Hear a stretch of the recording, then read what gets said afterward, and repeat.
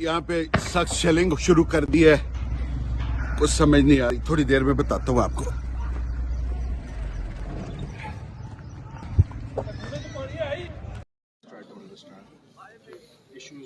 नहीं, लेकिन यहाँ तक नौबत क्यों आई है?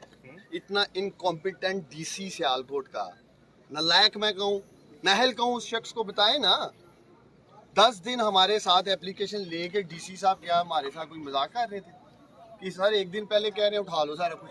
मेरा से सवाल है, और हमारी सारी लीडरशिप पूरे पाकिस्तान में टॉक शोज में भी एंकर यही कह रहे हैं कि डीसी ने क्यों एक दिन पहले ये जगह कैंसिल किया है, जब ये क्या कहते हैं जाने दो, करने दो, जो ये दिखाओ लाइव करो सारा कुछ, करने दो, वो करने दो, करने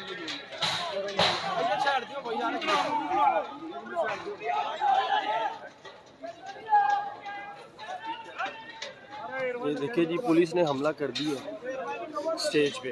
जो कप्तान इमरान खान के लिए स्टेज रखा हुआ था, लगाया हुआ था, उस पर हमला कर दिया पुलिस ने।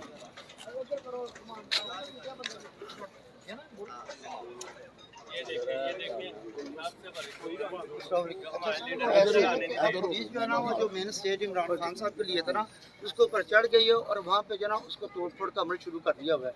इससे पहले उस्मान डार, जो पुलिस की भारी नफरी जो है ना, वो जो स्टेज तैयार किया गया था ना इमरान खान साहब के खिताब के लिए और कायदीन के लिए, वो पुलिस की भारी नफरी उसके ऊपर चढ़ गई है, और जो उसके ऊपर जो चेयर्स लगाई गई थी और दीगर सामान लगाया गया था उसको हटा रही है। तो मैं उस्मान डार साहब के साथ जी सियालकोट इमरान खान के जलसे को रोकने के लिए पुलिस ने दावा बोल दिया, हजारों वीडियो सियालकोट की इजाजत में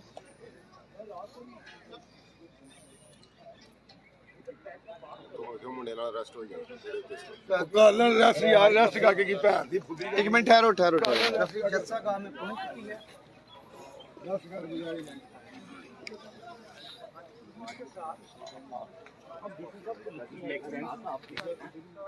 उनको लेकर आप बात करें।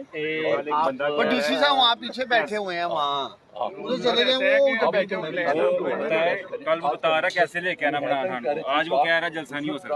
कल वो स्पोर्टी प्लान बता रहा जब कुकड़ी ने किया। आप ये देखें ना, हाँ जी, इसी से कुछ सियालकोट भी वो नफरी के हमरा मौजूद है। सियालकोट पुलिस की भारी नफरी इस इमरान खान के लिए तैयार किए गए स्टेज पर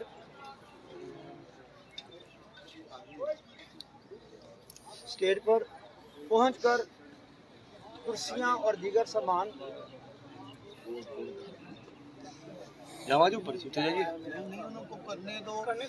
दीगर सामान डीजे हटा रही है।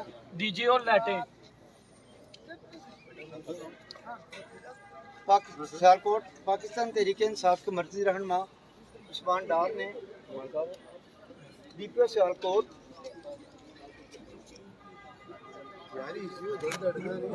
सियालकोट को हर तरीके से थोड़ा वेट कर लो, सारे 2 सही तक जिस तरह मर्जी में करा देंगे। इंतहानी करवाई। कोई नहीं यार, हाँ जानी डीपीओ सियालकोट हसन ने, हाँ जी, हसन पूरा नाम क्या पड़ा? हसन इकबाल ने साइड पे होकर टेलीफोन पे किससे डायरेक्शन ली नहीं और उसके बाद जलसा का पे दावा बोल दिया। डीसी बार गाड़ी हाँ जी सर, वो सर प्ले करवा रहा हूँ सारी। उसके बाद गाड़ी सियालकोट कप्तान के टाइगर्स नारेबाजी करते रहे और मुजाहमत की कोशिश की, लेकिन मौका पर मौजूद उस्मान डार ने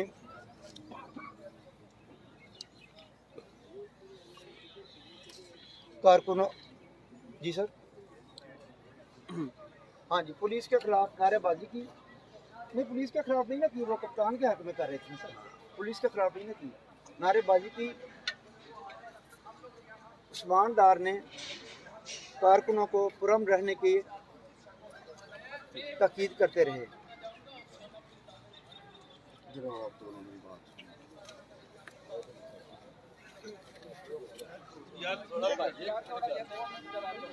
ये वो आ गया जो कि इन्होंने वो देखे, आप लाइव देख सकते हैं, आप लाइव देखे के लिए पहला फायर पीछे से क्रेन भी लेके आ रहे हैं इंशाल्लाह।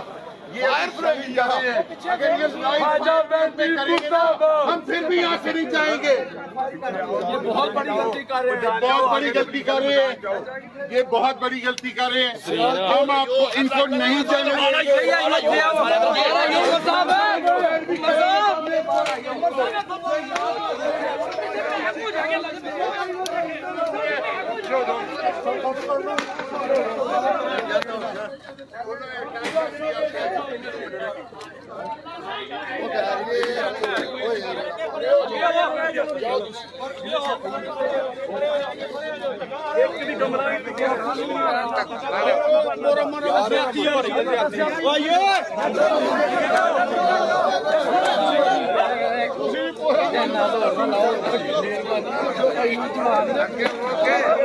गानों पर ही चल गई है।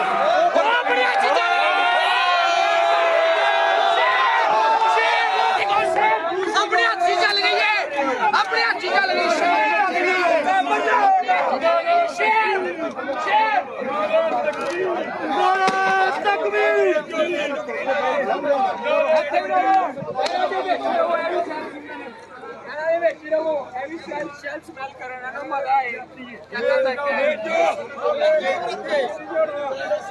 नहीं जाएंगे।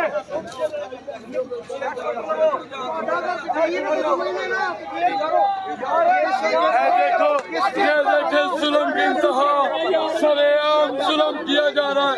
पुलिस की गुंडागर्दी अल्लाह दी जात नूं जवाब देना जे अल्लाह ये ज़मीर मुकबले ना हाजा हाजा वेंटिलेटर हाजा वेंटिलेटर। हम नहीं हटने वाले भाई, आपकी मेहरबानी है, हम हटने वाले नहीं, हटने वाले नहीं। भाई ऊपर आई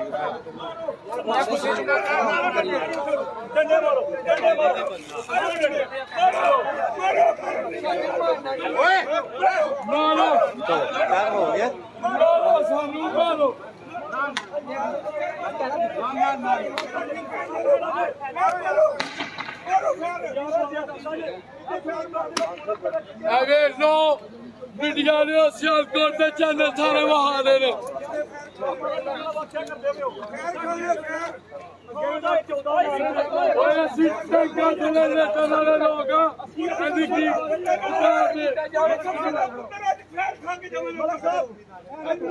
आज मर के जावांगे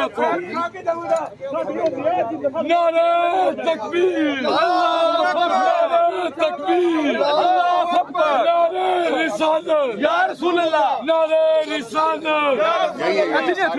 आई आई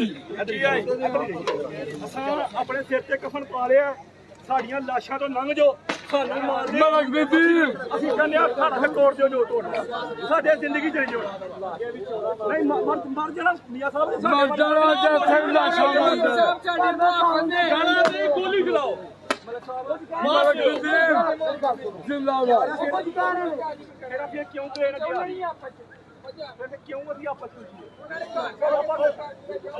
अच्छी तो कुछ नहीं करते पे उमर को बात कर देते। ਆਜੋ ਆਜੋ ਚਲੋ ਸਾਰੇ ਆਇਓ ਇੱਧਰ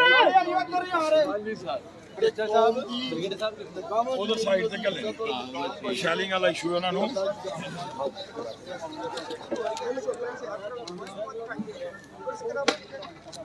इंशाल्लाह इंशाल्लाह इंशाल्लाह पानी लग जाए मैनू ऐसा कीता की ऐसा कीता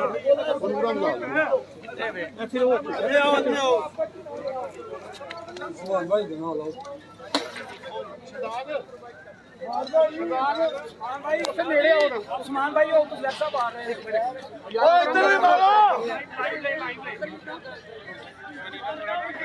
ईमान के साथ डर के संग लड़ेंगे इंशाअल्लाह।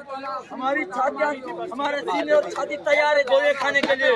हम खान के टाइगर है, परमन लोग है, ये हमें परमन नहीं रहने देते। हमारी छातियाँ तैयार है, हम पाने के लिए तैयार है, लेकिन हम यहाँ जलसा करके रहेंगे। उतार के करो, आईडी नहीं आ रही। दोबारा माइक उतारा एक मिनट, दोबारा लगाए। हेलो हेलो हेलो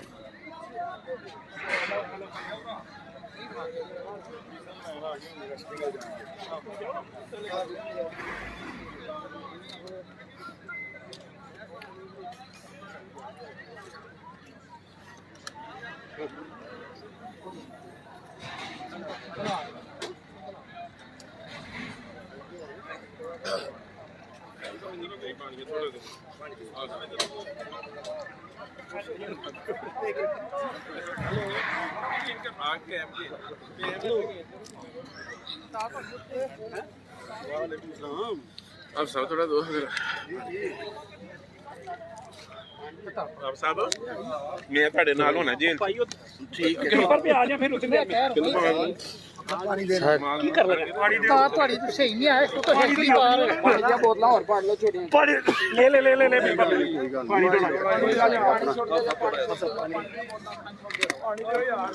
पानी दो प्लीज।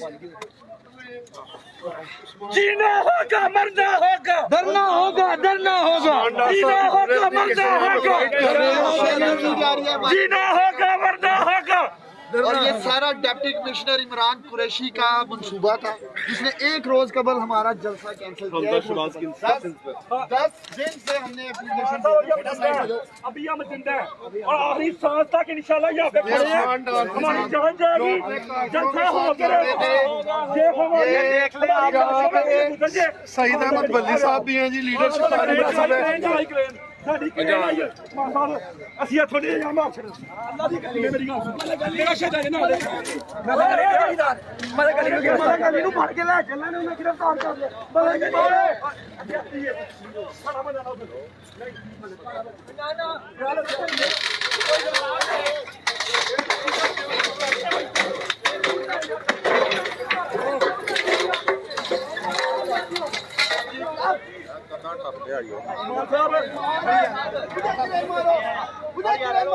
ਉਹਨੂੰ ਮਾਰੋ। ਤੁਹਾਨੂੰ ਗੱਲ ਸੁਣੋ, ਜੇ ਸਾਡੇ ਹੁਣ ਨਾਲ ਅੰਦਰ ਵਾਲੀ ਖਰਾਬ ਤੇ ਆ ਜੇ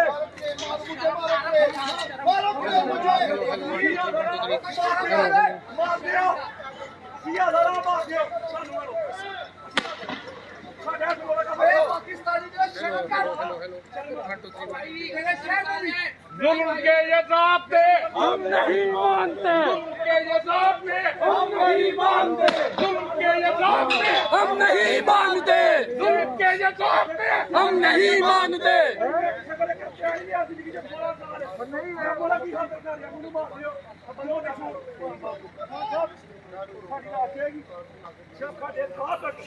आपको कोई पता मेरा ना हो इंशाअल्लाह मैं अपना मुंडा आपसे चल दूंगा मेरा बड़ा दिल खराब आएगा आखो नहीं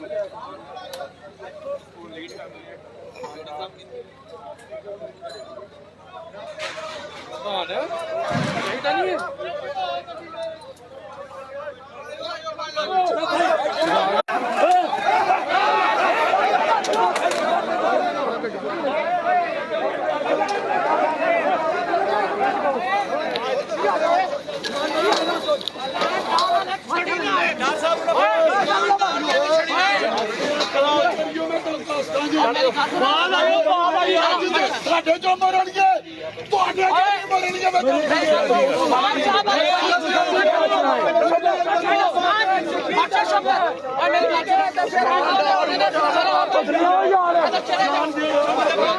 बस कर